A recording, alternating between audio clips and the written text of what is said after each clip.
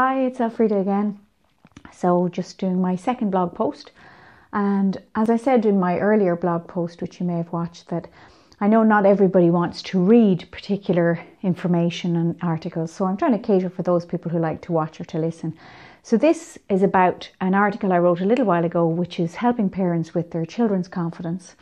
And so in my experience of teaching confidence to children and adults for the last 20 years, I've said this many times, that you can teach a child or an adult to be confident at a particular task. So I've had no problems over the years teaching children to be good public speakers, to be proficient in performance, to be able to present themselves, because they're practice skills. And when you teach somebody what the skills are about projection, about making eye contact with the audience, about being well prepared, having a structure to your speech, and all of those kind of things, those skills are easily learned through practice. And even the most shy or inhibited person can actually learn those skills. And the more we do something, the stronger the neural pathways we have in our brain, so that we're able to be proficient at these skills. That's why we feel confident in our job. And as we get older, we feel more confident in the different skills we have, because we gain competence in these skills.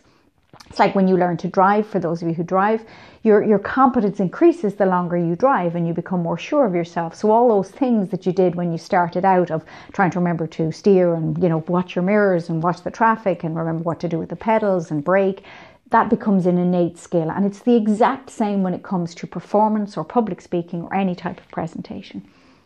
But when it comes to self-confidence in who we are, that to me is a different matter. In my experience, we become self-confident in who we are when we have a good sense of self-worth, when we feel capable of asking for what we need, and when we feel that we are okay as we are. Now, for me, that took a long time to actually understand, because I've been naturally outwardly self-confident and confident for much of my life. I've been always a good public speaker. I found it very easy to deliver in front of a group. I found it very easy to talk to strangers or in new situations, because I practiced those skills. But it wouldn't be a natural thing for me to do, because I would be slightly more introverted, and so I would be more inclined to hold myself back if that was a new situation. But because I practiced these skills, doing it was no problem. But if I wanted to feel self-confident, then I have to be able to own who I am, and I have to be comfortable who I am.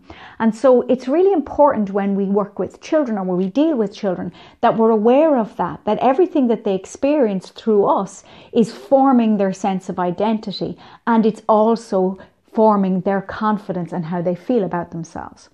So the 3 tips that I gave in my article that I'm going to explain a little bit more now are to manage your own behavior, to manage your language when you deal with your child, and also to manage their experience. So what that means is, when we manage our behavior, we have to understand that everything that our child sees, they either mirror or they learn from.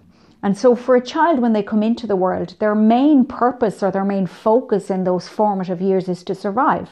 They want to be fit in, they want to be accepted, they want to be loved, they need to be cared for and nurtured. And so they're going to do whatever will provide that. So they start to copy the things that we do, the little gestures, the way that we react facially to things. And you'll see it if you have children yourself, or if you're a teacher, you'll see it in the way the children respond to how you are. So they learn how to be confident through you. And so we have to be really careful about what we react to in them. If we show disdain because of certain behaviors, they may experience that as a judgment of who they are rather than what they're doing. If they see you shy away from certain things or be withdrawn, then they may learn that that is a normal way to behave. And so we have to be really careful about how we react and how we respond to them in different situations, reassuring them all the time that their behavior may be unacceptable if you're unhappy with something they've done, but the person that they are is loved and accepted, and it's not about them. Because remember, they may be listening to our language, but they're observing what we say, what we do, not just what we say. Now, when we go to manage our language, we have to be really careful about how we speak to children, because it's very easy for them to assume that a mistake is actually about them rather than their actions. So it's very important that we address the situation rather than the child if we're dealing with them, and the same with teenagers. So rather than the usual "what did you do" situation, we say, okay, so what happened? and we get them to address what was actually happening, because sometimes their behavior is not necessarily because they're trying to be difficult.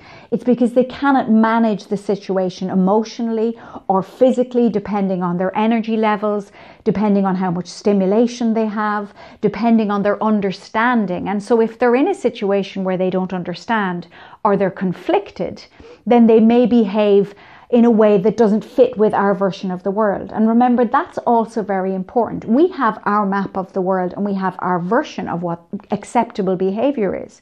Our children don't know that. And so it's really important that we engage with them in a meaningful way to get them to understand what we want them to do without addressing them. So for example, if your child comes in and they look really, really well, then you compliment them for looking well. But it's important that you don't maybe say that they're beautiful specifically because they look a particular way. If you're going to tell them they're beautiful, you should be telling them they're beautiful regardless of what they wear or what their appearance is like. So they're just as beautiful when they're covered in mud as they are when they're in their good Sunday clothes. So you have to be really mindful of that. We also have to be mindful of how we praise them. Praise them for doing well in a maths test rather than telling them they're really good at maths.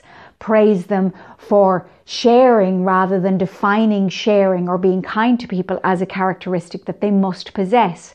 Because if internally they feel they can't live up to that expectation all the time, then they will fear failure, or they will feel that they can never be what you want them to be. And we all experience that. It's when people describe us as a particular thing and inside we're thinking, I'm not really like that.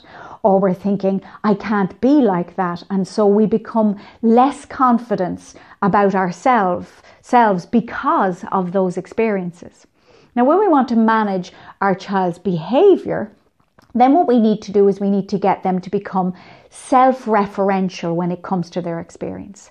And so how we do that is when they do well in something, before you go in straight away with the compliment, which we all want to do, we ask them how they feel about something first.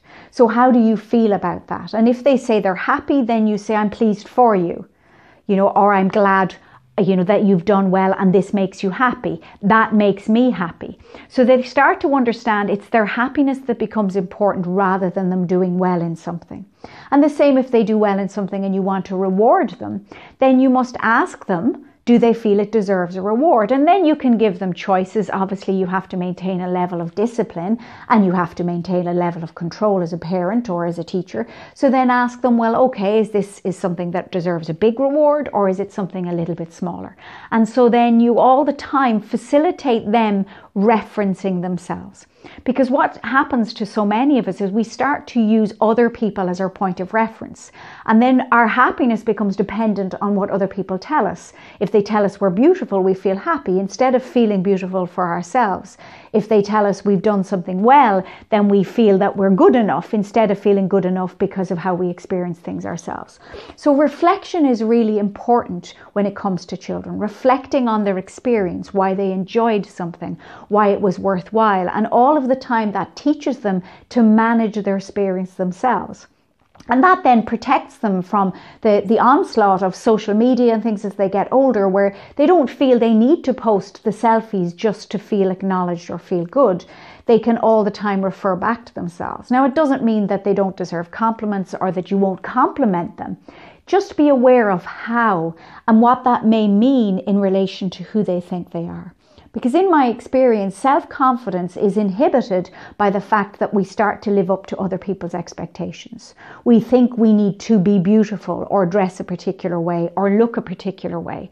We think we need to have a certain level of academic achievement. We think we need to have a certain level of kindness. And so often we lose a bit of ourselves in all the time giving to others because of what we think they expect from us. But if we start to refer back to ourselves more and think, how does this make me happy? And acknowledge that we are loved anyway. And in the case of your children, of course you love them anyway. You want them to be happy, but you love them because they're your children and because they're special and because they're important to you. It is not conditional, but unfortunately we assume it's conditional because we place conditions on ourselves as children. The conditions are fitting in, being accepted, being loved, being cared for, being nurtured, being fed, and all of those things that are important. And because those conditions exist for us, then we experience other people's interactions with us as creating further conditions for them to love us. And so the more we focus on ourselves and our own self-reflection, and the more we start to feel a sense of self-worth that we are loved anyway, the better our experience can be. So please remember, when you're dealing with your children, whether it is as a caregiver, whether it's a parent, or whether it is as a teacher, that if we manage the way we behave ourselves, we give children good experiences to model.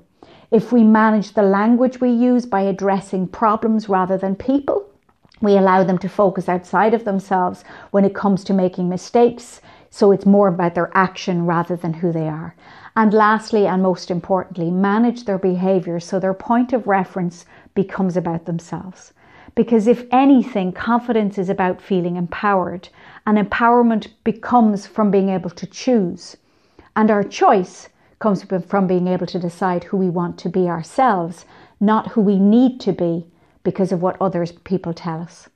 Thanks again for watching. I hope you'll watch again in future.